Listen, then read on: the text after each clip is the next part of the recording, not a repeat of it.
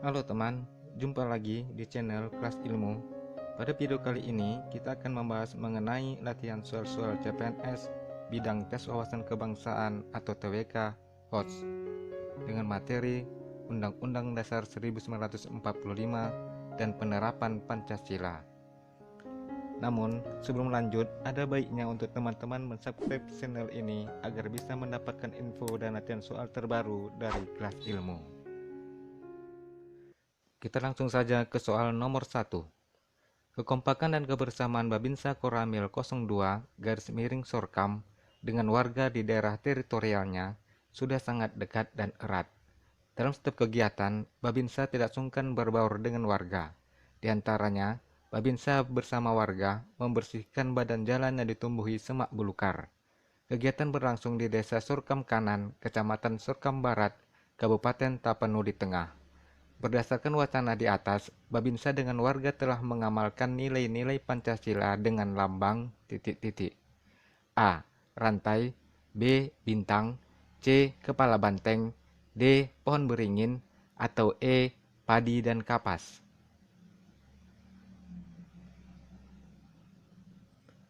Jawaban yang tepat adalah E. Padi dan kapas.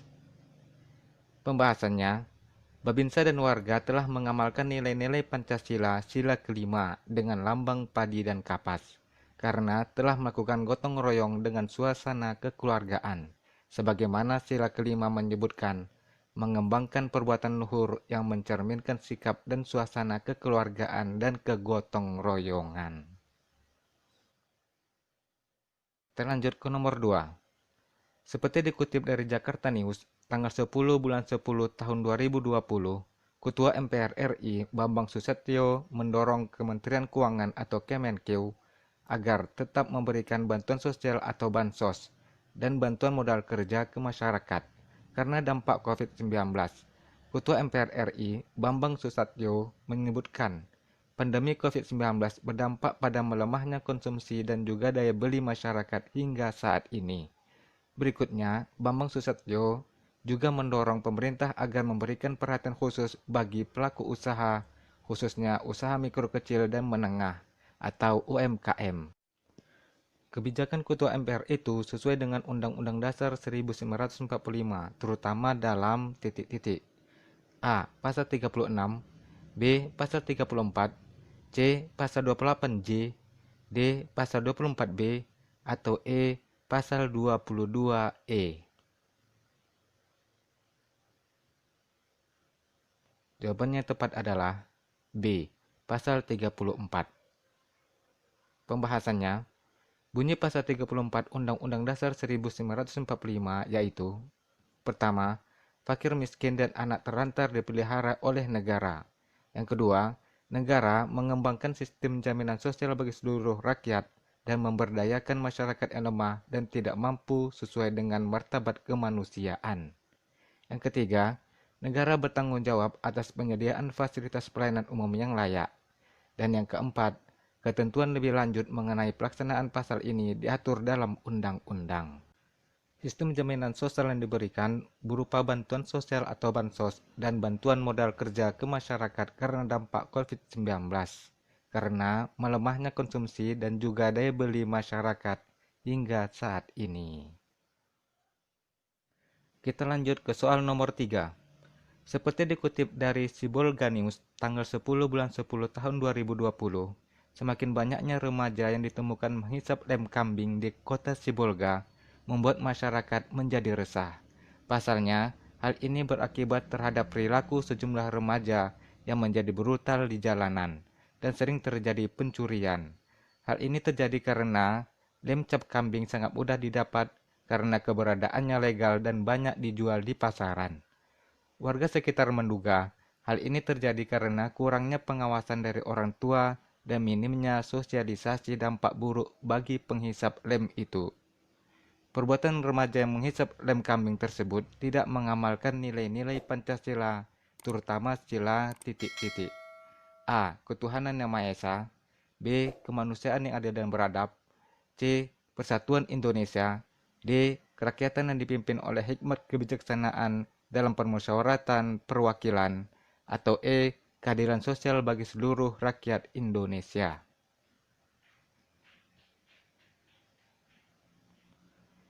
Jawaban yang tepat adalah E. Keadilan sosial bagi seluruh rakyat Indonesia. Pembahasannya, perbuatan remaja yang menghisap lem kambing tersebut tidak mengamalkan nilai-nilai Pancasila terutama sila kelima, keadilan sosial bagi seluruh rakyat Indonesia. Kalau remaja tersebut memiliki akal sehat, tentu dia tidak akan mungkin akan berbuat yang bisa mendatangkan risiko bagi dirinya maupun bagi orang lain. Minimal ada 3 butir yang dilanggar remaja tersebut, yaitu pertama, tidak menggunakan hak milik untuk usaha-usaha yang bersifat pemerasan terhadap orang lain. Di wacana ini kita bisa melihat adanya pencurian. Lalu yang kedua, tidak menggunakan hak milik untuk bertentangan dengan atau merugikan kepentingan umum. Di wacana kita bisa melihat adanya menjadi brutal di jalanan. Lalu yang ketiga, menghormati hak orang lain. Sementara remaja-remaja tersebut tidak menghormati hak orang lain. Di wacana bisa kita lihat ada tulisan membuat masyarakat menjadi resah. Padahal masyarakat ingin hidupnya itu tenang, damai, dan lain-lain. Jadi minimal ada 3 butir yang dilanggar remaja tersebut. Gitu ya. Kita lanjut ke soal nomor 4. Presiden dan Wakil Presiden memegang jabatan selama 5 tahun, dan sesudahnya dapat dipilih kembali dalam jabatan yang sama, hanya untuk 1 kali masa jabatan. Hal tersebut merupakan isi pasal Undang-Undang Dasar 1945 yang mengalami perubahan hasil amandemen yang titik-titik. A. Pertama, B. Kedua, C. Ketiga, D. Keempat, atau E. Kelima.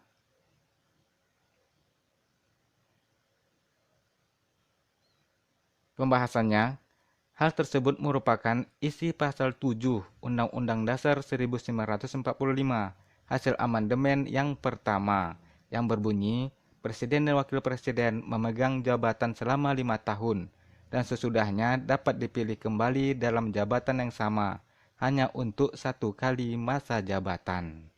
Jadi jawaban yang tepat adalah A. Pertama. Soal nomor 5. Konsekuensi dari hubungan kausal organis antara Pancasila, pembukaan Undang-Undang Dasar 1945, dan batang tubuh Undang-Undang Dasar 1945 yang tidak dapat dipisahkan adalah titik-titik. A. Nilai Pancasila harus ada di setiap pasal. B. Undang-Undang Dasar harus merangkum sila-sila Pancasila. C. Tiap unsur tersebut harus saling mengisi. D. Tiap pasal tidak boleh saling bertentangan. Atau E. Batang tubuh merupakan penjelasan Pancasila.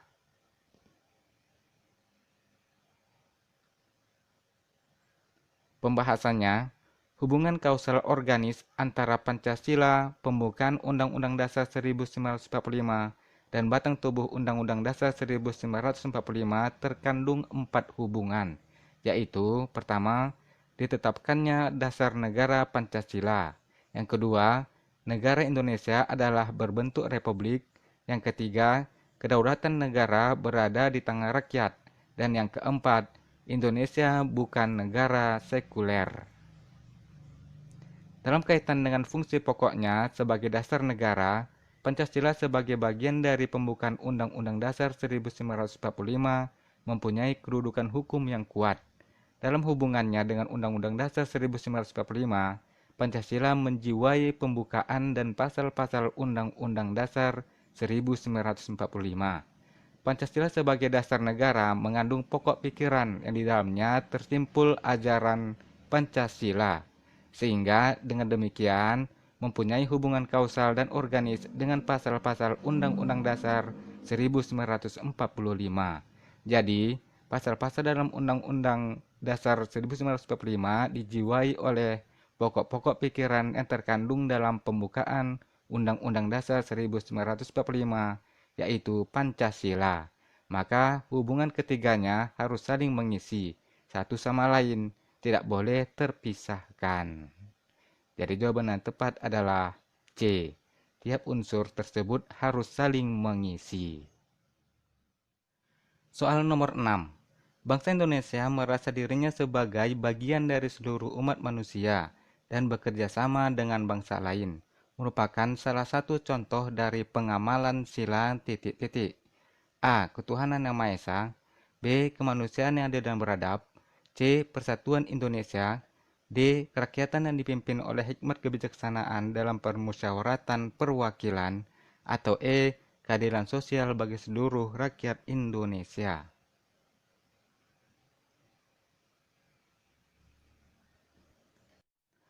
Pembahasannya, bangsa Indonesia merasa dirinya sebagai bagian dari seluruh umat manusia dan bekerja sama dengan bangsa lain, merupakan salah satu contoh dari pengamalan sila kemanusiaan yang adil dan beradab.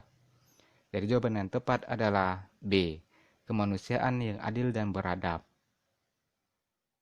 Soal nomor 7. Anak dengan disabilitas ganda selain memiliki tantangan dalam melakukan kegiatan sehari-hari, juga memiliki hambatan dalam mendapat pendidikan. Hambatan dan kesulitan ini juga seringkali dirasakan guru atau pihak sekolah.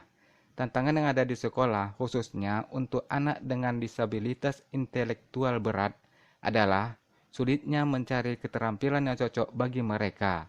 Hambatan juga kerap datang dari pihak orang tua. Ada beberapa orang tua yang masih belum mendukung program sekolah.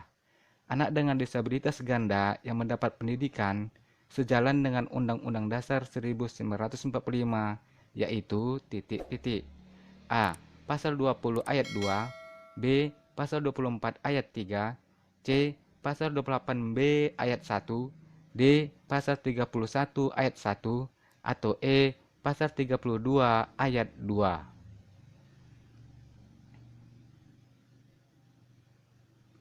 Jawaban yang tepat adalah D.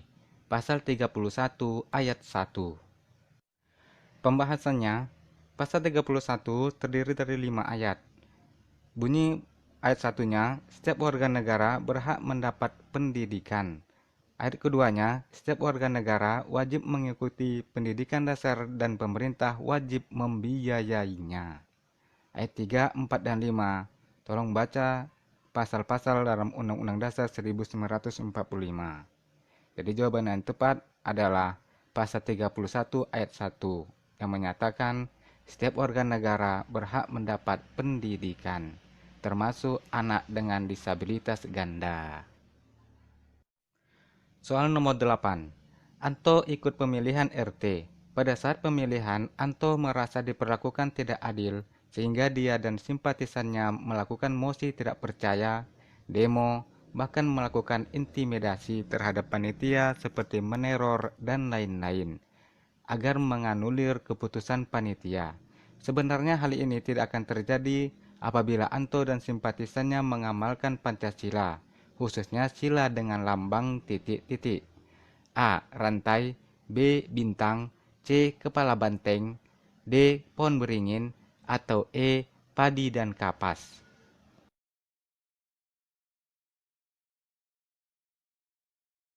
Pembahasannya, jika mereka mengamalkan sila keempat yang ditunjukkan dengan lambang kepala banteng, tentu akan menerima hasil keputusan dari proses pemilihan, karena pada butir keempat telah menekankan bahwa dengan iktikat baik dan rasa tanggung jawab menerima dan melaksanakan hasil keputusan. Jadi jawaban yang tepat adalah C. Kepala banteng. Soal nomor 9. Rumah adat yang terkenal dari Sumatera Selatan yaitu Rumah Limas. Rumah ini merupakan salah satu dari puluhan rumah adat yang ada di Indonesia. Di Indonesia sendiri, hampir seluruh wilayah mempunyai rumah adat dengan ciri khasnya masing-masing. Ciri khas rumah adat Sumatera Selatan yang berbeda dengan rumah adat dari provinsi lainnya adalah rumahnya yang berbentuk panggung dan atapnya yang berbentuk limas. Pemeliharaan rumah adat dari Sumatera Selatan ini sejalan dengan Undang-Undang Dasar 1945, yaitu titik-titik. A. Pasal 32 ayat 1, B. Pasal 28E ayat 2, C. Pasal 28A, D. Pasal 27 ayat 2, atau E. Pasal 24B ayat 2.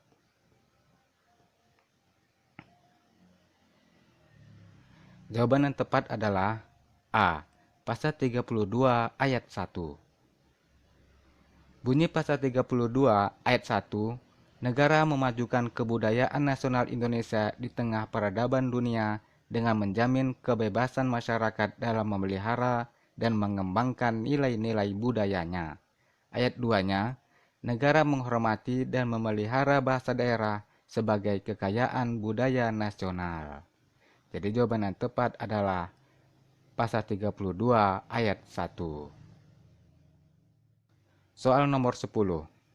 Seperti dikutip dari Jakarta News, tanggal 10 bulan 10 tahun 2020, Badan Pengawas Pemilu atau Bawaslu mengemukakan pelanggaran netralitas aparatur sipil negara atau ASN di kampanye pemilihan kepala daerah atau pilkada serentak 2020 masih terbanyak terjadi di media sosial atau medsos.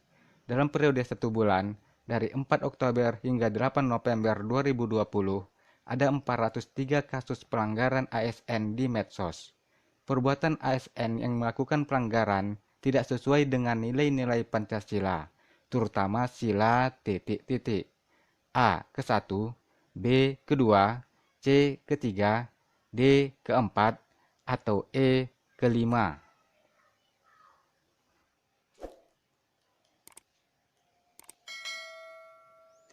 Soal nomor 10 ini kita jadikan PR aja.